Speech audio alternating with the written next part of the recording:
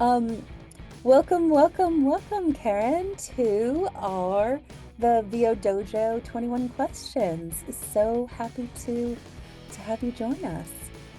Thank you. I'm thrilled to be here and to be meeting you. Yeah, excellent. Now, first question. I am a Polish girl, but I want to get it right. But can you pronounce your last name for us, please? Yes. It's Dziekonski. Dziekonski. Excellent.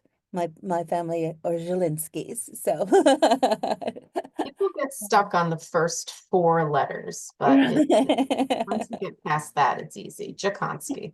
Dziekonski. Excellent. And if you had to choose one word that expresses how you are right this very second, what would your one word check-in for today be? Oh boy, gosh, I saw that and then I completely went out of my head. So right now, today, I would say I'm pretty excited. I Excellent. am excited to meet you. I'm excited to reconnect with Fabian. I just had a great staff meeting, hearing about what all of the PRHA producers are working on. So it's really energizing. And I'm looking forward and excited for my daughter's soccer game at 5 o'clock. Fantastic. Fantastic. How old's your daughter? She's 12 and I have another one who's 10. So where are you from? I'm Or from New where? York. Hmm. Born and raised north of the city in Westchester County and went to Hmm. college in Massachusetts, moved back to New York, and now I live on Long Island with my Oh, husband cool. and two daughters. Fantastic, fantastic. And can you tell us a little bit about what you do in the voiceover world? Because it's pretty fabulous what you do in the voiceover world. Yeah, I work at Penguin Random House Audio. I'm the VP of audio production. Hmm. So I am a producer of audio books, which means I work with authors on selecting the actors to narrate their audiobooks. And I manage a team of producers who do the same thing. And every day I feel like I'm having conversations with producers about how to navigate author requests, how to navigate casting decisions. I also work pretty closely with our other departments at Penguin Random House Audio, editorial department that acquires the titles that we produce, and our marketing and publicity teams when they have requests for actors in the studio or authors who record their audiobooks. So I have been doing this for about 25 years. I started at Random House in 2000 Hmm. and then left and went freelance as an abridger, actually, Oh, when interesting. audiobooks were abridged to fit a certain length on CD or cassette. So I Mhm. took the manuscript and edited it down to a certain word count while making sure that it still made sense and the ending made sense and all the characters made sense. Sometimes it was easier to do that than other times, but I really enjoyed that work. I did that for about 5 years. And Hmm. then abridgments started disappearing when the digital format and unabridged audiobooks took Right, center right. stage. So there was really no need for abridgments anymore. And I started directing and producing as a freelancer for Random House and Hachette and Simon and Schuster and Harper. I did a Mhm. little bit of work for Audible. And then I got married, and my husband was a chef, and I was still freelancing. And I was thinking one of us needs a bit more stability. So I actually had an opportunity to go over to Harper Audio as the executive producer. I did that for about almost 4 years. Hmm. And then I went back to Penguin Random House after those companies merged in 2014. And I've been there ever since. So it's been about 10 years. Wow, that's amazing. Yeah, you're really speaking of the evolution evolution of the audiobook industry, where it started back in the day and putting cassette tapes in and Mm. um yeah, so that's cool. You've been a part of its becoming the massive thing that it is now. Yeah. I feel really lucky that my best friend, who I still talk to almost every day, saw me kind of trying to find my way in my 20s, and she worked at Random House and said, there's an opening in the publicity department in the children's division. And I Mm-hmm. applied and got that job. And then about a year later, I was like, I really enjoy um, stories being told out loud. I was really into selected shorts, the Mm-hmm. NPR program Yeah, at yeah, Civic yeah. Base, and I had the cassettes of all the performances, and I would listen to them over and over. And there was one story that was narrated by Linda Lavin, um, Mm-hmm. and I remember thinking, whoever got to pair Linda Lavin with this story, like I want that job. Ooh, yeah. And then I saw an opening, in the audio division at Random House, and I went for it and I got it. And I just feel really lucky um, that I got in at that time when cassettes were Mm-hmm. the primary format, CDs were becoming the primary format, and then the digital format just made the whole industry explode. Yeah. And I've had such a good time just working closely with actors and authors and production teams. It's been great. Yeah. I always think at the dojo, when we talk about audiobooks, I talk about really, if you think about it, audiobooks is how people are receiving their literature now. It's such a powerful responsibility that this is how people are hearing and receiving stories more and more and more. Like, oh, I don't have time to read, but Yeah. I'm listening to the book. I'm taking it in. It Yeah. used to be years ago when I would tell somebody what I did, they didn't quite get it. They would Huh? say, "Oh, is that like books for the blind?" And I'd say, "Well, yes, but also there's actually, a whole industry, and you could go to a bookstore and buy it on Mhm. cassette or CD." And now, um, every single person I meet, if they ask me what I do, they will tell me about the audiobook they are listening to. Right, right, right. I saw a new hairdresser a couple of weeks ago, and she was like, "What do you do?" And I said, "Oh, I produce audiobooks." She goes, "I just started listening to audiobooks." She'd never been a reader, but she's very Mm-hmm. busy and likes to listen to romance while she, Mm-hmm. is in her house doing stuff. And we were talking about the romance genre, so Hmm. it's definitely widespread, and that's a great thing. Yeah, yeah. Amazing, amazing. Now, as a vice president, you probably have a pretty big team that you oversee. Like, how would you describe your current team in a nutshell? And I'll leave that to your interpretation of what you do at work, how you manage your work-life harmony, whatever that means to you. What's your current team? I have gone from managing about 15 producers, and now I have a smaller team of producers that I oversee and work with.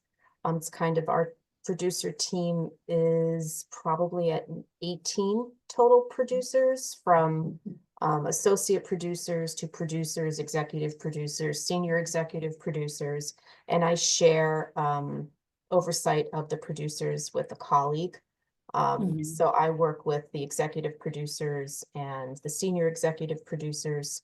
I'm on the production team, which is the producers are one aspect, pre-production, which is a big team, and those folks support producers. They handle making offers to the actors we'd like to work with, processing invoices, doing all the contracts for the actors and making sure they get paid. Um, and then also post-production, which Hmm. works with all of our freelance editors and quality control providers and gets, Wow. or once the titles are scheduled, kind of gets into this, guess, just a workflow. And they make sure that everything is just up to spec when we deliver the final master. So we have a Hmm. pretty big production team. Hmm. And each of the sub departments has a head, and they're my colleagues, and we meet all the Hmm. time, talk about what's going on. Um, and then day to day, I'm talking to producers, working on my own titles, talking to other um, colleagues in other departments about things that come up. I kind of like it because I never know. I have like a set thing list of things to do every day, and then there's always surprises, good Hmm. and bad. But I enjoy kind of jumping in and solving problems and helping everybody get their job done. Yeah, such a testament. Also, the dojo, we always talk about there is no they, there's only we. Yeah. So that is such a like everything you just shared of like, okay, that's everybody. When we as voiceover talent send in our auditions or get invited to Mhm. work on a book, we are instantly part of the we. That is Mhm. all of these people coming together. Yeah. Now, do you work, you're based in New York, but do you oversee, is it bi-coastal? Is it everyone everywhere? Or We do you work do have a specifically in New lot York? of people. We have a presence in Los Angeles. Mm-hmm. For many years, for about 20 years, we had studios in Woodland Hills. Mm-hmm. Uh, they're still open, but we're also building a studio in North Hollywood that should be Very open cool. in the spring. And that'll have about 6 studios there. Mm-hmm. And we have at our headquarters in New York, we are renovating our floor, and there will be 5 or 6 studios there as well. Mm-hmm. And that's where um, most of our employees work. But I mean, during COVID, people moved remotely, so we're kind of scattered all over the place. We Yeah. have Yeah. produced in Atlanta, Massachusetts, a couple in Los Angeles. Um, and it works. I'd like to be able to get everybody together, Mm-hmm. to be in the same place. Um, but every week we have like a stand up where everybody joins a call and we just kind of go around and people talk Mm-hmm. about what they're working on this week, what they need help with. I Mm-hmm. was just asking them, I was like, I need a Swedish accent, a male actor who's into romance, who can do a Swedish accent. Like those are the kinds of things that we Right. just Then talk about it. the hive brain goes, yeah. Yeah, exactly. And I got a couple of great suggestions. So it's very collaborative, Mm-hmm. um, really supportive, and we just try to surface, great actors to work on our books. Mm-hmm. Mm-hmm. Um, Yeah, there was something else that I wanted to say as well. But I forgot. So good question, Tish. Oh, I know what I was going to share. I was going to share that actually one of my favorite places in the world is the Penguin Random House lunchroom in Woodland Hills because it's always like the smartest, coolest, most interesting people on Have break you been from there? reading I their didn't know book. you were there. Yeah. Yeah, well, it's been a while since I've been doing books, so but yeah, I love it. I love it, love it, love it, It love is it. a great space, and hopefully we'll have a very similar gathering space Hmm. at the new place in North Yeah, Hollywood. yeah. I think it's a real testament to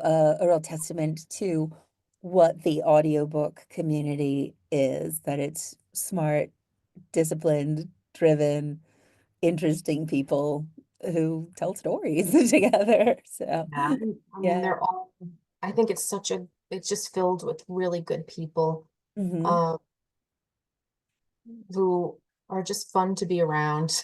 And Yeah. yeah, I remember just bumping into people in the Woodland Hills, kitchen area.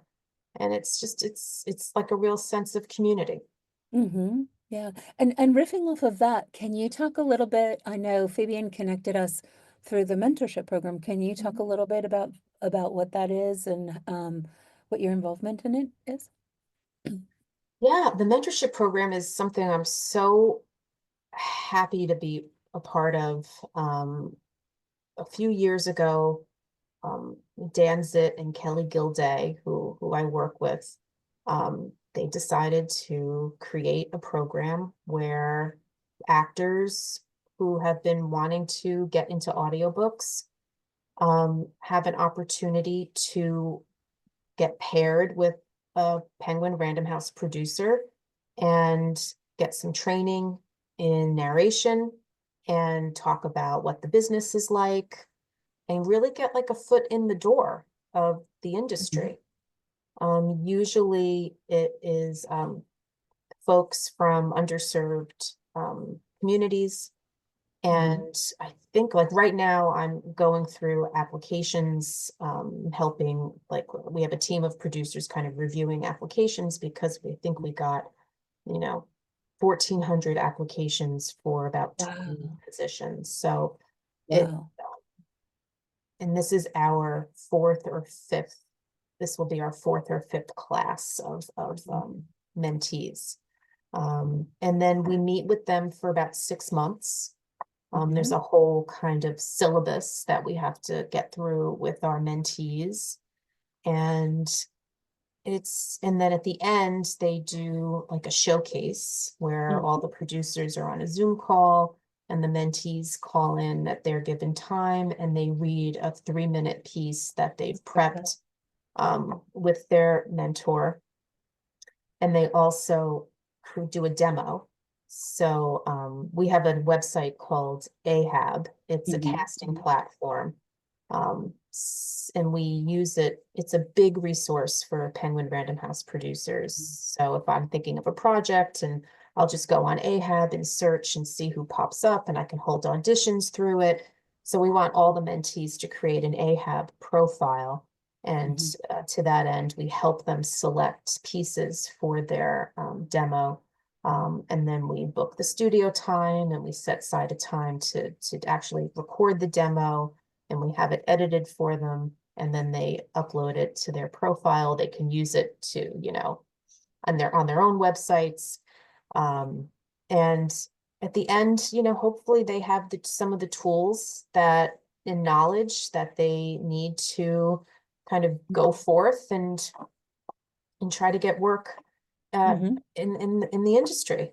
My most recent mentee was Fabian, and I'm Mhm. still talking to him. We have like monthly calls scheduled. I owe him a phone call, but and I've worked with some great mentees, and I Mhm. feel a real responsibility to get them working because I know what they can do. And sometimes you just in the same way as my friend years ago kind of opened a door for Mhm. me, I feel a responsibility to do the same for actors who really want to do this work. Yeah, yeah. And that's so from the heart, embodying the Penguin Random House really embodies there is no they, there's only we. How can we help? Like, how can we help you? Yeah, Um, yeah, it's and I've true. been hearing such amazing things from the dojo members. I think Fabian said that of the 23 people were dojo members from one cohort. I don't know if that's accurate, but that was like, oh, that's cool. Of the cohort that he was, and there's 3 people that were dojo members in some shape or form Oh my gosh, of that's the wonderful. Yeah. 20 that were chosen. And so do 2 cohorts per year or just once per year? It's true, yeah. That's great. That's fantastic. So 40 people per year have access to this support It ongoingly. is. It is great. I feel like our we're very much aligned, I think, the dojo and the mentorship program in terms of the goals and, helping people. So I'm not surprised that there were more dojo Yeah, that cohorts in the mentorship program. yeah. Yeah. Um, what would you say are the 3 top ingredients to your success in what you do? Ah, I think somebody told me that I'm a very good collaborator. Hmm. Um, and I think that's true. I like to work with people on, problem solving is another thing. Um, I think also I kind of see the whole picture, Mm-hmm. instead of I'm empathetic. I like to and I always tell my kids, like, when they come home and complain about someone, well, what do you think is going on? What do you think could be going on? Like, get a sense of this person, not just in this moment, but, you know, a, a bigger view of them. And, you never know what somebody carries around with them that affects how they act. And I mean, I know we're producing audiobooks, but I feel like that is a big part of how I kind of go into thinking about situations Mm-hmm. or how I react, the decisions I make. This author wants X, Y, and Z. Let me think about like maybe why, so I kind of think big picture with things. Big picture. And then I also hear empathy or compassion. Yeah. Yeah, When yeah. I was actually one of the reasons why I left Random House in 2003 was so I could work with an oral history project called StoryCorps. Oh, I And love StoryCorps. yeah, and I was one of the Wow. first group of in the first group of facilitators in 2003 when it launched in Grand Central, and then I ended up traveling along the West Coast in an Airstream for a few months, just recording the stories of everyday Americans. And I just I'm got totally to, fangirling. I'm yeah, totally fangirling. it's like Wow, the so cool. best. It still exists, it's still out there. It's come a long way. It's still doing wonderful work and recording so many great stories. Um, and that really kind of shaped Mm, mhm. being a good listener, Yeah. definitely. Um, and just really appreciating what everybody brings to any moment, right? Just because you Hmm. could just be so surprised at what comes out of somebody's mouth that you would never in a million years guess. So, Right, right. Yeah, super cool. Like just happened. Oh, you started StoryCorps? Dang, that's so cool. Not that it's such a stretch, but like that makes sense. Yeah. Here's an interesting question also for you to define what this means to you. But what was your big break? You mentioned your friend opening the door. Do you think that like how would that be your big break, or do you think that there's something else that, or do you believe in big breaks, I guess? I guess mm, that's an interesting question too. let me think. I think, um, I don't know. I think working at Harper, Mm, after freelancing for so long and kind of mm, going in, it was a very small operation. When I started there, I may have been the only producer, and I kind of had to do it all. mm, And it gave me a really good understanding of production. And I talked a lot with actors. So I feel like I developed some really great relationships from that time. And then when I moved on to Penguin Random House, I did feel like I had a lot of confidence about um, being able to just do whatever I needed to do. Like, I had a solid foundation because I had to do so much at Harper. Um, mhm, mhm. it really prepared me for the next stage. Right. Wow, that's powerful. That's good. That's good. And from from the having your friend walk you in the door, remind me again to like, this is what I do. I am an audiobook producer. An audiobook is what I do. And then, to becoming vice president, how long was it from, hey, this is kind of cool to, oh, this is what I do. And then I guess there's Yeah, another leap to, I run the place. Um, I started managing people. That might have been a real transition point. And what was the where, time frame? What was the time frame? oh, well, I managed some people at Harper, and then I didn't when I moved back to Penguin Random House. And then after a couple of years, I kind of started supervising the producers. Mm-hmm. And I think it became less about, my work and more about everybody else's, and how can I help producers do their jobs well and help Mm-hmm. them through their process. Um, and I really have kind of grown as a manager. So just, Mm-hmm. I kind of have Hmm. to bring back that story core mentality and do a lot more listening and Right. asking questions and, doing some coaching and some mentoring to the staff, but also just trusting them. And so I think the turning point was just, okay, let me have more influence over more titles that are not directly my titles. Um, Mm-hmm. Hmm. and I do enjoy that part of it, Yeah. hopping on meetings to talk through this big title that's coming up, or, we can brainstorm about casting for this title. Um, Mm-hmm. so just Hmm. having more influence over the bigger part of the business. Right. And that's all unfolded over the course of the 25 years Yeah, it really has. Yeah. that everything builds on each other. Mhm. Yeah. Um, yes, yes, yes. Um, so did you, was it, you said you were freelancing. Did you ever have to do anything else while you were working, like aspiring in the audiobook realm?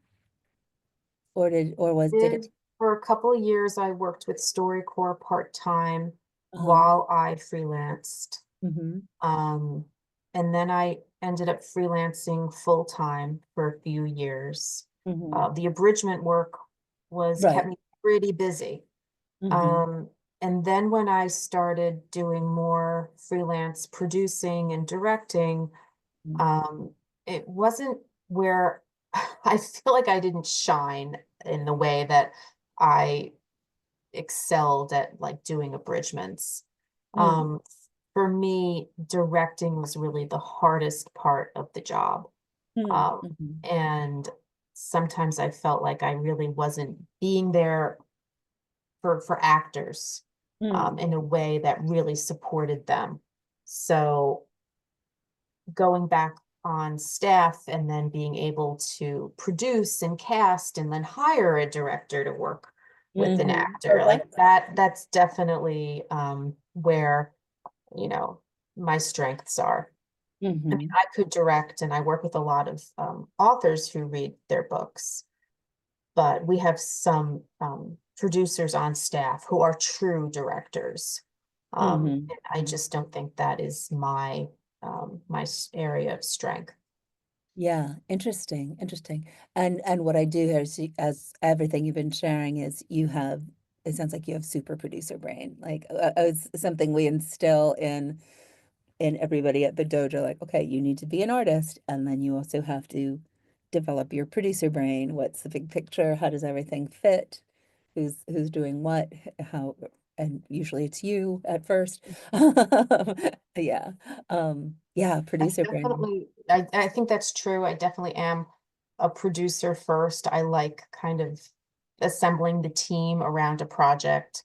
Hmm. But I do feel like there's a creative side of me that I do like to, nurture sometimes. And so I will take on a directing job, Hmm.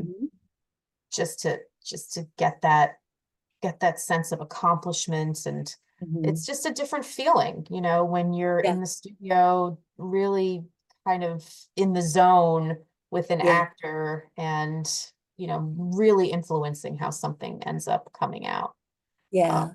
yeah, it's really And then rewarding. I think one of the things that I love about audiobooks is that um, what you're doing in that moment can then be heard by someone 20 years later if they're listening to, the audiobook of something, that everyone would read for a long time. And you did Yeah. that. You did that. It has so much more impact and then what happens within that person who has received that story because you were there. Yeah, super cool. No, Um, I agree. I agree with that as well. what are you proudest of in your audiobook career? Um, I'm really proud of my relationship with the producers who I work with, Hmm. um, and my colleagues. I feel like we're a very tight team, and like we were saying before, it's very much a we Hmm. mentality. There's no like things go wrong. There's really no finger pointing. It's just okay, let's get this done. Hmm. Um, I've been working with some of the same people for over 20 years. Wow, that's So something to be proud of in this day and it's like age. Yeah. very comfortable, and it's a real privilege to, I mean, how many people can say that they've worked with the same core group of people for, Hmm. 20 years Yeah. in such a changing industry. So I feel Right. very lucky. Yeah. Um, and I'm Yeah. very proud of, I don't know, just some of the programs I've worked on. Um, Hmm. some of the productions that I worked on. I co-produced Barbara Streisand's memoir last year, How just cool is 48 hours. that? That was Hello. it took a while, and it sounds amazing. So I'm very proud of that. Um, I work with Tom Hanks on his audiobooks. He writes fiction, and I love working with him. He's got another book coming out in a couple of years, so that's always really fun. Mhm. And I do direct. I work with him in the Mhm. studio, and that's just really rewarding also. He's Very one of the cool. greatest actors, of Mhm. our time, but he's always like, okay, what do I need to do for the audiobook? He's very open, That's good. and it's a really great process with him. That's super cool. What would you say your biggest fear or challenge is or has been? Fear or challenge? Mhm. I think my fear is kind of not staying up with technology and getting, to that place where I'm just behind the ball a little bit. And with Mm. things going on with I feel like I need to be more on top of that, just be aware, have an awareness Mhm. that Mhm. just really map out the things I need to do to educate myself to stay really active and relevant um, in this industry. So that's something that I feel like is achievable. I just need to kind of get out of my day to day and create the list of goals of things I need to do and do it. Listicles. I love that. Listicle. Yes, yes, yes. Yeah, I think that's often a fear in this voiceover interview of the what and how we always stay relevant. It's Mhm. good. Would you say you are an introvert or an extrovert? Definitely an extrovert. Extrovert. Mm-hmm. I need my alone time. Um, Mm-hmm. but um, I really like being around people and talking and, um, being remote for so long, full Yeah. time has been has been tough as we're entering like the fifth year of it. So Mm-hmm. I'm looking forward to getting back to the office, like Mm-hmm. at least twice a week. It's a Oh, great good. balance of so much happens when you just have a spontaneous conversation with someone in the office that's so Absolutely. important for the work that you're doing that Mm-hmm. just doesn't happen remotely, Right. despite our very best efforts to Mm-hmm. maintain that connection with our teams. So I am Yeah. really looking forward to being around people more. Yeah, that's cool. That's cool. Um, let's see. If you could produce audiobooks from wherever in the world, where would you go? I really feel like I should live in Italy. Should. Okay. I Yeah, I feel a real I I feel like I probably lived there in another life, Mhm, maybe mhm. Rome. Rome, excellent. I would love to go to Italy and produce audiobooks from there. That's cool. Well, I think that's one of the cool things about the technology advancing that you're like, wait a minute, could I? I Do know. I have to? Hmm. Where would you go? Oh gosh, I don't know. I'm heading towards empty nestness shortly, so it's something that I've been thinking about. Yeah, definitely feel an affinity towards Italy. Uh yeah. I don't know. No, no, no, I have to Think do a whole about it. nother Yeah. interview. Wait a minute. Wait a minute. Where would I go? Yeah, no, it's a good interesting question because then you get like what about you is about where you are or where you're from, or where you've been living and how you've been doing things. So it's an interesting question. What would you say your audiobook motto is if you had to distill or put it on a Harry Potter shield or something like that? I will say I actually have an answer for this. And Hmm. someone who I worked with in audio years ago kind of gave me this motto because it's an anagram of my name, which before I got married was Karen DiMattia. And he Hmm. told me an anagram of Karen DiMattia is make it radiant. And I think that is definitely my motto for audiobooks, for life. Oh, And I should really incorporate that and start a company. But yeah, make it radiant. oh, wow. I just got shivers. That's something else we get like Dojo. At the Dojo, we're like, okay, did you give someone a shiver? Got it. Make it radiant. I love that. Yeah. Yeah. And it sounds like you do. It sounds like you do. Um, what is a day in the life? What is a day in the life? We mentioned all the people that but I think it's also really helpful for people who are either in the process of becoming or even a part of this in the audiobook we and process. And even sometimes when you're in, you don't know what all goes on. So like what is a typical day if there is such a thing? Well, when I'm working from home, I get up and I get one daughter on the bus at 7:15, another daughter gets on the bus about 8:30. I try to get in a quick workout, and then I'm home and like sitting down at my desk probably by 9:30 or 10, checking emails, looking at my own list of titles that I have coming up, making sure everything is on schedule. I do a lot of reading, for casting.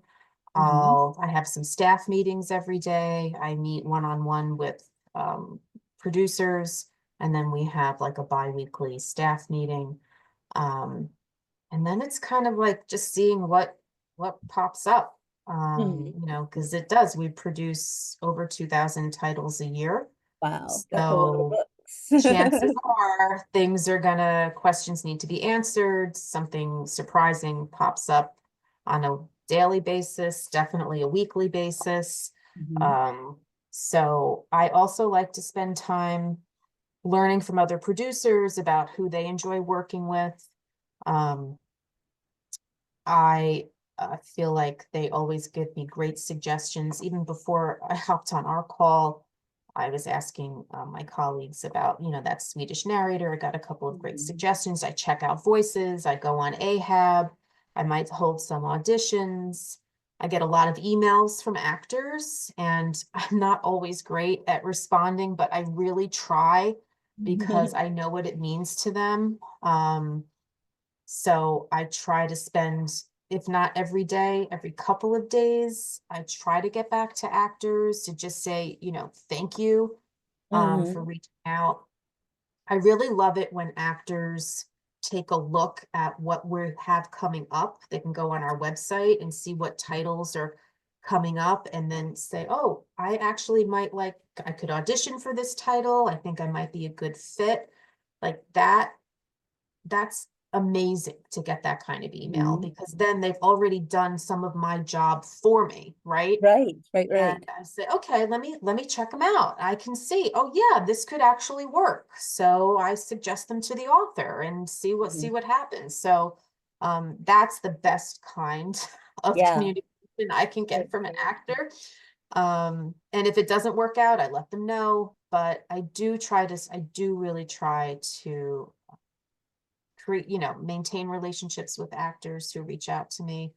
Um, I have some good, long-term friends who are actors who I try to get together with when they're in New York or I'm in LA. Mhm. I love Mhm. to hear about what's going on with them. What are their fears, right? Right, right. It's just to have an awareness about what everybody's going through in this changing industry. So, Mhm. um, and then what else do I do? I lie down every day around 3 o'clock Oh, for very good. 20 Very minutes good. just to Then kind of mm, relax a little bit because the transition point between like end of workday and like kids coming home and all of mhm. that, like personal life stuff, there's no downtime. Well, that's good.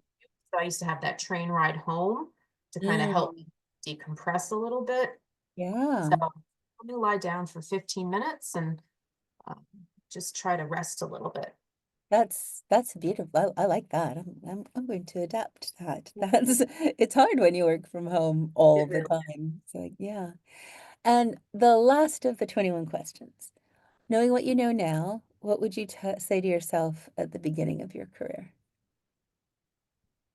I would probably say, don't be afraid of being creative Hmm. because I think I had like a couple of bad experiences directing and I kind of shied away from it. And, Mm, I think I could have been on a completely different path if I had just stuck with it a little bit and had a little more belief in my abilities and maybe got some training. And I could have had more pockets of like rewarding experiences in the studio directing if I had mhm, just kind of just gone for it. So mhm. I Giving think yourself the just put the permission. fear aside and go for it. Awesome. Excellent. Well, this has been amazing to get to spend some time with you, and So look much. forward to having more time to answer everybody's questions on Ask the Sensei coming up, and then what a treat to know you, and I look forward to getting to collaborate with you in all sorts of different ways. My brain is my producer brain's going like, ooh, and my creative heart's going, ooh. I'm So so glad. It was great to meet you. I really enjoyed this and I'm looking forward to the 14th. Yeah. yay, excellent. All right, well we'll see you then.